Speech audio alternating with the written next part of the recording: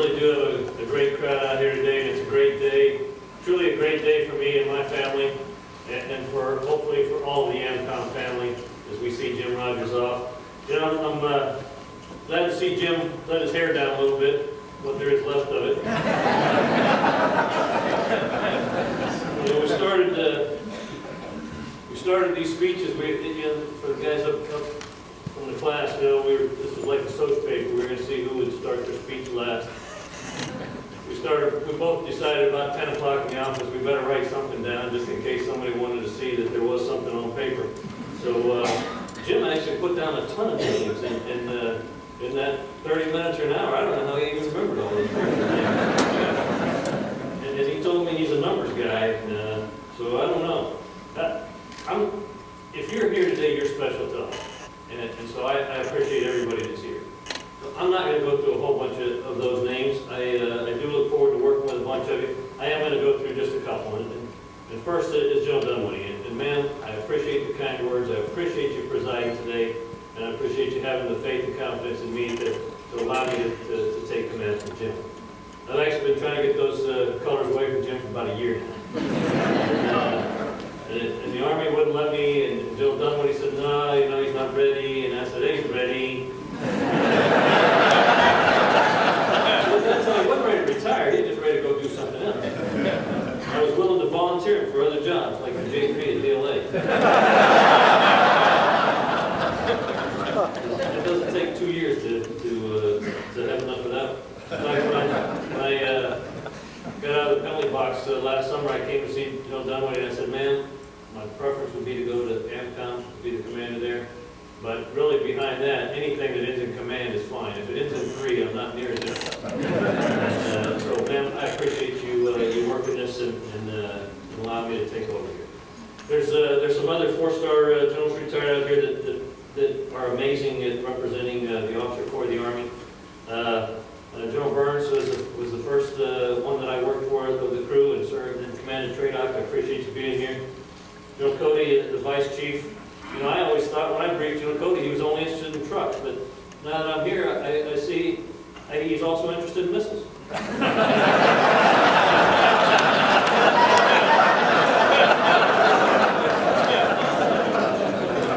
got to branch you out a little bit here. You were always the senior transporter in the Army, but you got to make sure that you're a logistician. Joe Griffin. Joe Griffin, AMC commander, I worked for him a couple of times. A great mentor, whether I was working for him or other places. Sir, I appreciate everything that you're doing. I appreciate you being here. And last, General Wallace. I also worked for General Wallace as the TRADOC commander when I was the chief of ordnance. And I tell you, let me do the things that I thought needed to be done. And sir, I appreciate that. Again, a great group of people. I didn't work for any of those before. They were already at 3 or 4 stars, so this is probably lucky for them, or they wouldn't have made it. It was a little late in their careers, but all of you did great things for me, and I appreciate it. Just a couple other names to represent the rest of the Army that are key components too. One is a CW5 retired Harold DeBerry, which I didn't see him, but he said he was going to be here. Chief DeBerry retired after 42 years of service as the Regimental Chief Warrant Officer for the Ordnance Corps. And I tell you, those aviation folks that are worried about me not understanding what warrant officers do, the Ordnance Corps, again, has the largest warrant officer corps outside of aviation. And throughout my career, I've grown up knowing the criticality of what they do. And Harold DeBerry is a classic, a prototype warrant officer, serving 42 years. Before he retired, and I appreciate Harold. Representing the non-commissioned officer corps, I want to talk about Joe Allen, and I shouldn't have told Jim that he was coming because then Jim talked about him, and he really did. I first met him as Jim's command sergeant major, battalion command sergeant major, and I worked with him in a support group and on up. And again, an incredible non-commissioned officer that every NCO, every soldier ought to emulate as they grow throughout their career. Just ahead his retirement ceremony, as he retired, coming back again with General Austin from shutting down our operation in Iraq. Truly great soldier. When you have an ordnance non-commissioned officer that becomes the command sergeant major for the 82nd Airborne Division in the 18th Airborne Corps, that's talking about something. And that's one of the great things about this uniform today. You don't don't see a branch insignia on this uniform. You see a rank and you see what soldiers do, and what they do is what makes them important, not a branch that they wear. Representing the civilians out here, again, we've already talked about Mayor Battle and Mayor Finley. I appreciate you both being here and representing the civilian community. Beyond that, there's a ton of great civilian and military leaders here. There's also a ton of great friends, and I appreciate all of you all being here, and families too. You know, your presence here really does honor the Rogers family and my family, and we appreciate it very much. One other one I gotta recognize, and it's Dr. Wardinsky, and I've never called him Dr. Wardinsky in my life, but to me he's Lieutenant Wardinsky, as we served together 30 years ago as two of about 8 lieutenants at a remote site somewhere, and it's great to have Casey here, and I actually haven't seen him in about 29 years. We correspond and that sort of thing, but it's amazing the way that things come around and go around. So Casey, great to see you here, and I appreciate what you're doing for this community. You know, if you're a leader and you're wearing this uniform, it's really all about taking care of soldiers and taking care of the defense of this nation and our nation's national interest, and that's why this really is a great day for me personally, to get to take command again of an organization like the Aviation and Missile Command that has such a great reputation for doing just that. And so it is an honor that I can't even tell you. Some of you have read things in the paper. You know, my dad retired from kind of the predecessor of this organization back in 1988, so going up here kind of completes that circle, and it is truly an honor and a privilege for me to do that. The other part of that is you know, how often does an officer or a soldier or anybody get to grow up in a community, leave that community for 30 years, and then get to come back and command something in their own hometown? And that's very, very special, and I appreciate the opportunities to do that. And again, to reconnect with the community and with the arsenal that I've been a part of for a long time. It's also great to be a part of the AMC family. The Army Material Command has been doing incredible things supporting our nation and our warfighter for over 10 years now, in some of the harshest terrain and the worst logistical locations that anyone could ever imagine. And they've been doing it flawlessly, and no soldier that we have has ever wanted for anything. And that's a huge tribute. What I would tell the community is that having Army Material Command move down to Redstone speaks volumes for Huntsville and for Redstone Arsenal and the importance for the Army. So again, it is great to be a part of that AMC family. And then Team Redstone. Again, having been around Redstone for a long time, to be able to be back as an integral part of this community and this arsenal is very, very important to me. Take a little side note, my last job that I had something to do with this arsenal was when I was the Chief of Ordnance. And with BRAC 2005, I moved the 59th Ordnance Brigade out of here. And so this job will give me that opportunity to give back to the community in a little bit different means. But I will tell you that I was up with the 59th Ordnance Brigade last week at Fort Lee, and the facilities that they got in BRAC is truly what soldiers deserve today, with state-of-the-art facilities, to be able to provide them with state-of-the-art training with what we expect of them when they graduate from AIT.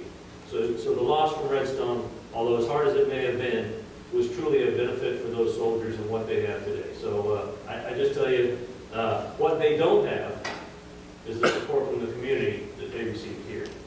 And I talked to all those leaders before they left, said you will never get the type of support that you get out of this community anywhere else you go. And that is absolutely true. Sarah and I really do look forward to being here and to being back. Sarah's from Memphis. It's just up the road, and so we are looking forward to being an integral part of this community and doing all of the different things that the community does.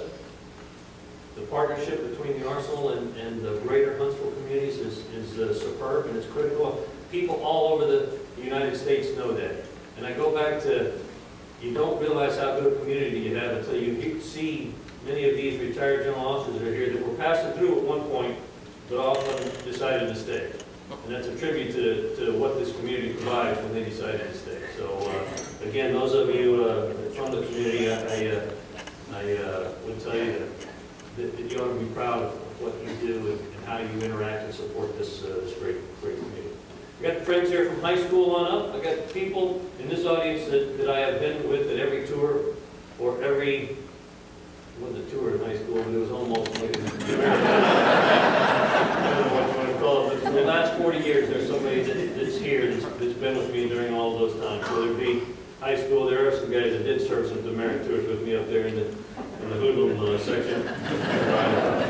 And I appreciate all of them being here. Like Jim, I think in the basic course, I would have been voted least likely to succeed. When I turned my books back in, still wrapped in that original wrapping paper. I never told the ordnance lieutenants that when I was there going through, because you didn't want them to try anything like that.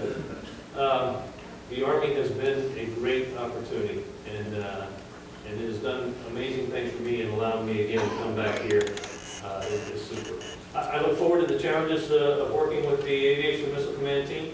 I think as we come into a relatively fiscal and personnel constrained environment that the Army is going into, I look forward to working those challenges with you. In the meantime, I would tell you to keep doing the things that you're doing, because nobody in the Army has a better reputation than what you do.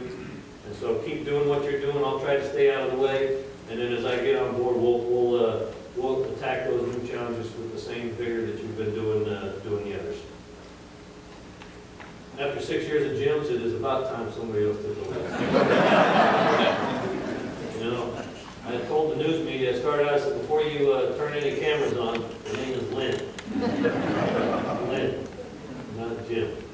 But, you know, just when you think you're starting to be somebody that's big or important, there's always things that bring you back in your place. And yesterday, Jim and I went down to the Oak Club, and I guess it's not even an Oak Club anymore, but we were going to what is always Summit, which is always known to me as the Officers Club, and we went down so I could join the Oak Club, which I highly recommend to many of the rest of you in here that aren't members yet. When we went down to the Oak Club, we ate lunch and then went in and introduced me to the barber. And there's a relatively mature gentleman with a cane sitting in the next chair, and he looks up at me and he says, "Are you Leo's boy?"